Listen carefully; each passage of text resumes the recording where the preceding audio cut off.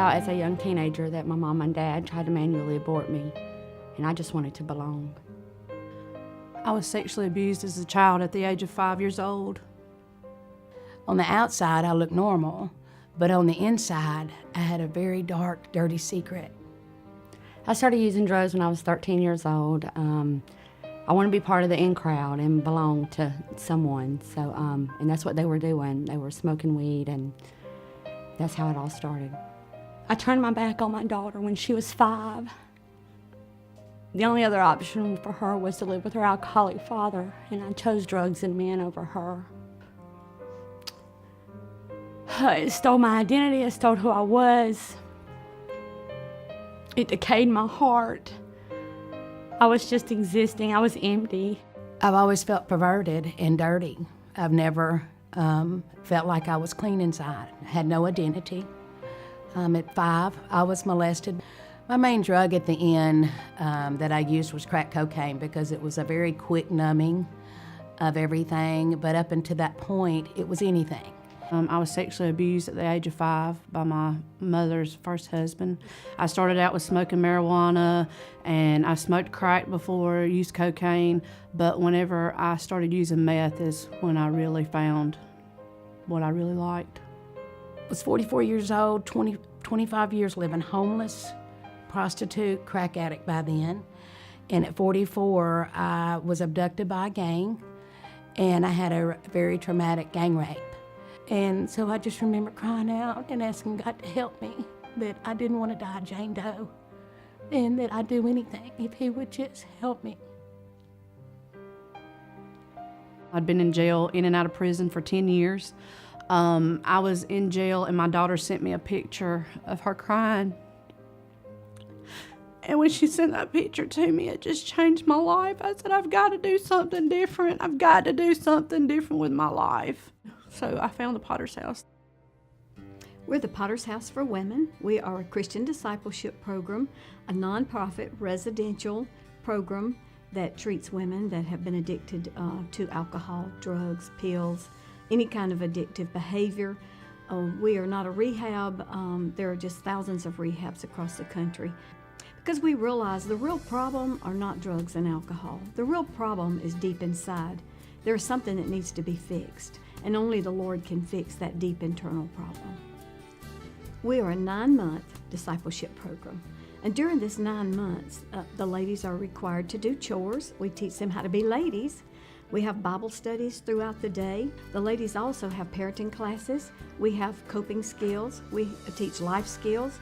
We teach budgeting, any areas the ladies need help. We just want to equip them to have a productive life in our society. I also have an exercise program for the girls. We have stations that we do. They walk three times a week. They walk 3 miles. And I have different stations set up where they work together.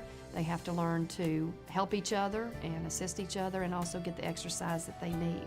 We also have a gym here that we have exercise facilities there, and we have exercise machines that we use. We play basketball, volleyball, kickball, softball.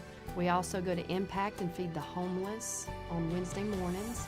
We also go to the nursing home and assist. We go and visit with them, paint their toenails and their fingernails, and just let them talk to us and have a nice visit with them. We also go to Miss Cherie's home. She lives on a lake, and we kayak and swim for exercise. So we do a lot of great and fun activities. There's been a film made about the Potter's House called Virtuous. This film shows how you can be a virtuous woman in our modern day society. Through this movie, one of our desires is that there will be Potter's Houses in every state in the United States. We really need more places that teach women how to be ladies, not just how to get off drugs, but how to really live a productive life. We are already growing. We're very excited because we already have Potter's Houses that have been established, and we're working with others, even at the present time, to form new Potter's Houses. And we hope in the future that we'll be able to establish many more across this nation. I would say my favorite part about the Potter's House is probably Miss Cherie's groups, because she taught me so many things. It's beyond words. I can't even begin to describe how amazing and how alive the Bible come to me whenever I started going to her groups. I learned who the Lord was. I learned He was real. I learned how to walk with Him and apply it daily, not just periodically, but I learned how to be a disciple of Christ. My daughter, the one I turned my back on, after years of being angry, she has come around and we have a relationship. She calls me when she needs prayer. She sees the walk. She sees the Lord's work in my life.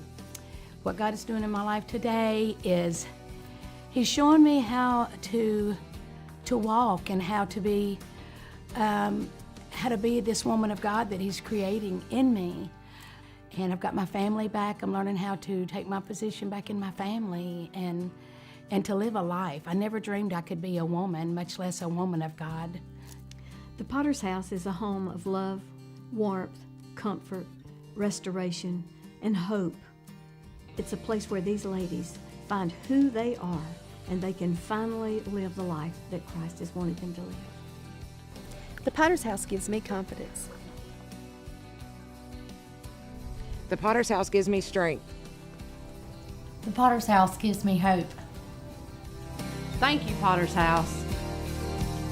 Thank you, Potter's House. Thank you, Potter's House!